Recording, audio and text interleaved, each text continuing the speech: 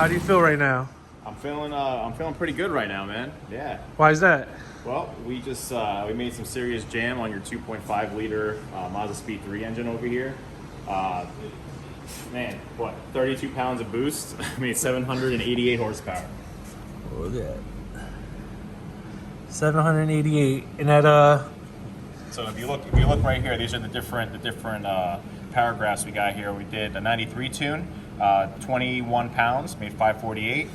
Then we have our mid boost tune, which is 721 at 29 pounds, and then our 788 at 32 pounds. Okay, and both the 700s are an E85, right? They're E50. both on E50. Yep. Okay. Yep. So tell me a little bit about your build here.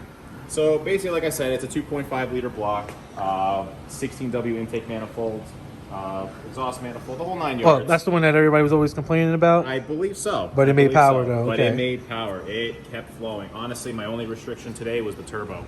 Right now, I'm rocking a 6262. Old technology turbo. We have a lot better options, but I figured let's see what we can make with it. It's been proven, and obviously it shows. But I think the star of the show right now would probably have to be the Speed Performance cams that we put in here. They flow more than we could have ever wanted. The only restriction I had today was the turbo. We were probably trying to lose a little bit of power up top, but otherwise, this motor I couldn't ask for more. Really couldn't ask for more. That's good to hear. That's good to hear. Yeah. And also, just a note that we did it on a. Yeah, we have a Treadstone. This is actually an older model. This is a 1012, I believe. Only good for 666 horsepower. Yeah. So, had a few limitations, but obviously the motor was happy.